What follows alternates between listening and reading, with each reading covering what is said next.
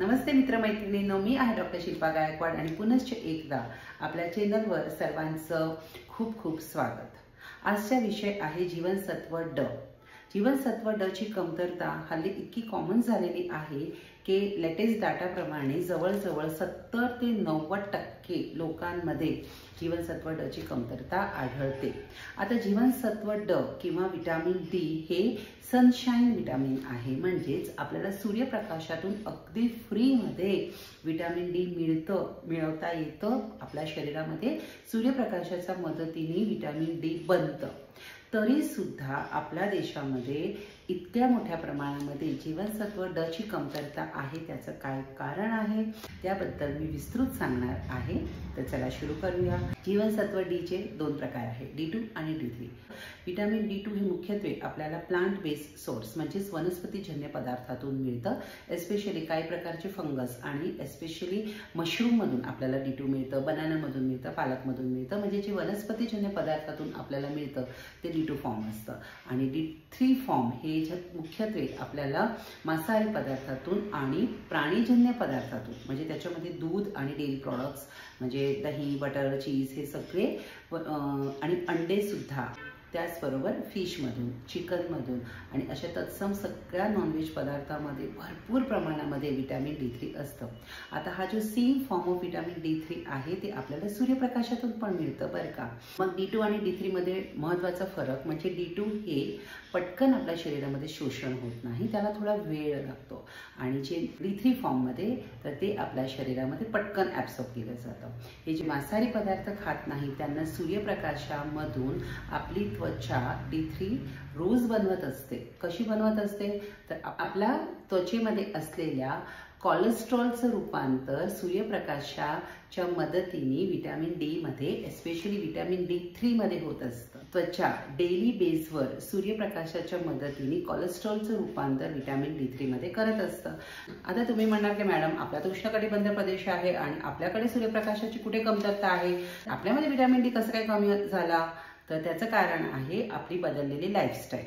आता संशोधकांनी शोधून काढलेलं आहे की सूर्यप्रकाशाच्या मदतीने जेव्हा विटामिन डी बनतं तेव्हा जे आपल्याला UVB लागतं ते साधारणपणे सकाळी 11 ते 3 च्या मध्ये मॅक्सिमम असतं। आता ही वेळ तुम्हीच बघा, सकाळी 11 ते 3 च्या दरम्यान आपण शाळा कॉलेजमध्ये असतो किंवा आपण घरी असतो किंवा आपण ऑफिसमध्ये असतो, आपण बाहेर पडतच नाही।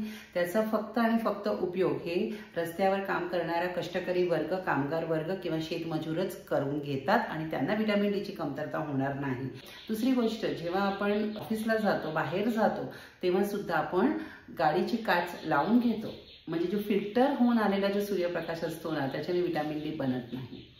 तिसरं कारण आहे सनस्क्रीन। सूर्यापासून बचाव करण्यासाठी आपण काय करतो, सनस्क्रीन लावतो आणि हे सनस्क्रीन UVB ला रिफ्लॅक्ट करतं, ते ॲब्सॉर्ब होऊ देत नाही आपल्या शरीरामध्ये। मग विटामिन डी कसं बनणार बरं? चौथी गोष्ट आहे आहारांमध्ये अभाव। सूर्यप्रकाशामध्ये जरी आपण थोडंफार एक्सपोज होत असू तरी आपल्या आहारामध्ये ते पदार्थच आपण जर घेत नसेल, म्हणजे D2 किंवा D3, तर त्याचं ॲक्टिव्ह फॉर्ममध्ये रूपांतरच होणार नाही। म्हणजे आपल्या आहारामध्ये पण सफिशियंट प्रमाणामध्ये विटामिन डी पाहिजे आणि त्याच पद्धतीने आपण सूर्यप्रकाशामध्ये पण जायला पाहिजे। मग ही विटामिन डी ची कमतरता आहे हे कसं कळणार आहे? तर विटामिन डी हे हाडांसाठी, केसांसाठी आणि नखांच्या आरोग्यासाठी खूप महत्त्वाचं आहे। तुम्हाला माहीतच आहे की हाडांच्या मजबूतीसाठी तुम्हाला calcium, vitamin D, phosphate, vitamin K, collagen वगैरे लागत असतं। जर हाडं हे कॅल्शियमच्या विटाने बनलेलं आहे तर सिमेंटचं कार्य हे विटामिन डी करतं। म्हणजे विटामिन डी शिवाय आपल्या शरीरामध्ये कॅल्शियम व्यवस्थित काम करत नाही, कॅल्शियम आणि फॉस्फेट व्यवस्थित ॲब्सॉर्ब होत नाही। म्हणून कॅल्शियमच्या कोणत्याही गोळीबरोबर विटामिन डी हे ॲड केलेलंच असतं बरं का। आता विटामिन डी जर कमी झालं तर हाडं ठिसूळ होतात, ऑस्टिओपोरोसिस होतं, ऑस्टिओमलेशिया होतं आणि मुडदूस होतं। लहानपणाच्या पुस्तकामध्ये आपण पाहिलं होतं की नाही, हातपाय काड्या आणि असं पोट मोठं असं मूड। विटामिन डी ची कमतरता असल्यामुळे हाडं ठिसूळ होतात, फ्रॅक्चर होतात, ते मात्र पाहायला मिळतं। दुसरी गोष्ट आहे थकवा, अशक्तपणा येणं। एस्पेशली स्नायूचा अशक्तपणा येतो बरं का. म्हणजे जेव्हा आपण जेव्हा स्नायू म्हणतो तेव्हा आपल्याला वाटतं की हातापायाचे स्नायू किंवा शरीराच्या वरचे स्नायू, पण आपल्या शरीराच्या आत अवयवांमध्ये पण स्नायू असतात आणि ते स्नायू सुद्धा कमजोर होतात, थकवा जाणवतो. म्हणजे हृदयाचे जे आजार असतात ते सुद्धा व्हिटॅमिन डीच्या डेफिशियन्सीमुळे होऊ शकतं. हायपरटेन्शन, ब्लड प्रेशर सुद्धा व्हिटॅमिन डीच्या डेफिशियन्सीने होतो. मेंदूच्या कार्यक्षमतेसाठी, कॉग्निटिव्ह फंक्शनसाठी व्हिटॅमिन डी लागतं. म्हणजे मग थोडंसं व्हिटॅमिन डी कमी असेल तर थोडं स्मरणशक्तीवर परिणाम होतो किंवा चिडचिडेपणा वाढतो. एन्झायटी अटॅक्स म्हणजे भीती वाटणं किंवा डिप्रेशन हे सुद्धा व्हिटॅमिन डीशी कुठेतरी संबंधित आहे. मेटाबॉलिक डिसीजेस म्हणजे डायबिटीज आहे, हायपरटेन्शन आहे, डिस्लिपिडेमिया आहे असं जाणवतं. म्हणजे जे प्री डायबेटिक स्टेजमध्ये असेल, म्हणजे ज्यांची शुगर बॉर्डरलाईनला आहे आणि जर व्हिटॅमिन डी कमी असेल तर ते पटकन डायबिटीसमध्ये जाऊ शकतात. सो जेवढे डायबिटीसचे पेशंट आहेत त्यांनी स्वतःची व्हिटॅमिन डी हे नक्कीच तुम्ही लेवल तपासून बघा. आणि व्हिटॅमिन डी जर कमी असेल, मोस्ट ऑफ टाइम ज्यांना डायबिटीस आहे, ज्यांना हायपरटेन्शन आहे त्यांचं व्हिटॅमिन डी कमी असतं बरं का, असं माझा अनुभव आहे. आणि ते तुम्ही करून बघा. व्हिटॅमिन डीचा पूर्ण ते लेवल तुम्ही मेंटेन करायचा प्रयत्न करा तर तुमच्या डायबिटीसमध्ये सुद्धा खूप फरक पडणार आहे. आणि ज्यांना इन्सोमनियाचा प्रॉब्लेम असतो, म्हणजे झोप शांत लागत नाही, त्याचा पण व्हिटॅमिन डीशी संबंध आहे. व्हिटॅमिन डी हे स्वतः एक हार्मोन आहे आणि दुसरा हार्मोन्सला तो नियंत्रित करत असतो. म्हणजे स्त्रियांमध्ये जर व्हिटॅमिन डी कमी झालं ना तर मग त्यांना पाळीच्या समस्या आहे, प्रीमॅच्युअर मेनोपॉज म्हणजे रजोनिवृत्ती लवकर येते, पीसीओडीचे प्रॉब्लेम, त्याचबरोबर हायपरटेन्शन, डायबिटीस हे सगळे आजार स्त्रियांना होऊ शकतात व्हिटॅमिन डी कमी असेल तर. मग व्हिटॅमिन डी वाढवण्यासाठी काय करावे तर मी तुम्हाला जसं सांगितलं की ते आपल्याला आहारातून मिळतं, सूर्यप्रकाशातून मिळतं.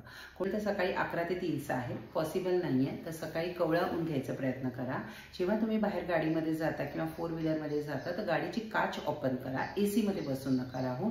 जर तुम्ही घरी असाल तर तुम्ही खिडक्या ओपन करा आणि ते सूर्यप्रकाश डायरेक्ट तुमच्या स्किनवर, गॅलरीमध्ये किंवा गच्चीवर फक्त पाय पसरून बसू शकता. पाय आणि हात फक्त तुम्ही उन्हात ठेवा, तुम्ही स्वतः सावलीत बसू शकता. अशा पद्धतीने सुद्धा तुम्ही 15 ते 20 मिनिट ऊन घेऊ शकता.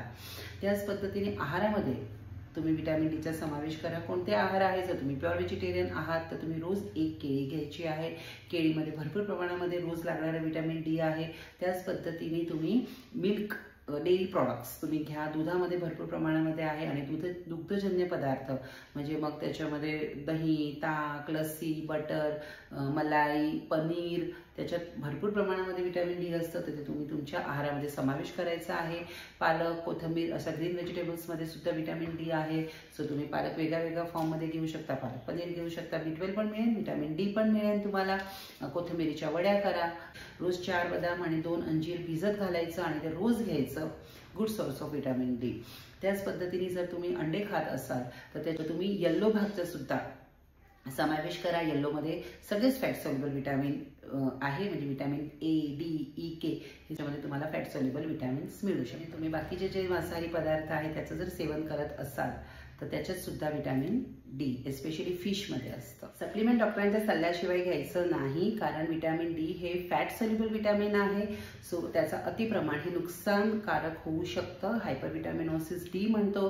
त्यामुळे चिडचिडपणा वाढणं किंवा डोकं दुखणं किंवा किडनीला त्रास होणं असे बरेच प्रकार होऊ शकतात.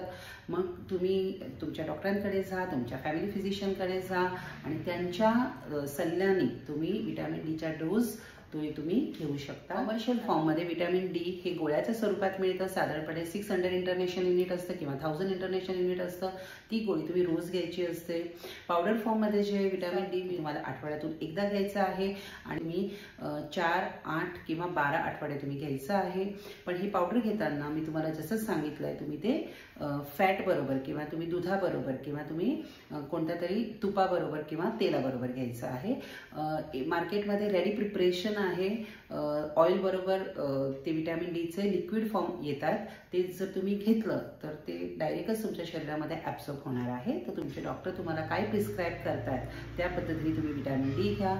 पण शेवटी मला परत एक सांगायचं आहे की हे व्हिटॅमिन डीच्या गोळ्या घेणं, प्रिपरेशन घेणं हे त्याच्यावरचा उपाय नाही आहे. आपल्या शरीरामध्ये व्हिटॅमिन डी कमी होऊ नये म्हणून तुम्ही हेल्दी खायचं आहे. व्हिटॅमिन डी ज्याच्यामध्ये आहे ते तुम्हाला ऑलरेडी मी सांगितलेले आहे पदार्थ, ते आवर्जून तुम्ही तुमच्या जेवणामध्ये ते तुम्ही इन्क्लूड करायचं आहे. रोज सूर्यप्रकाश घ्यायचा आहे, कारण सूर्यप्रकाश हे फक्त व्हिटॅमिन डीचा सोर्स नाही आहे. सूर्यप्रकाश हे जीवन आहे, ती आपली लाईफ आहे.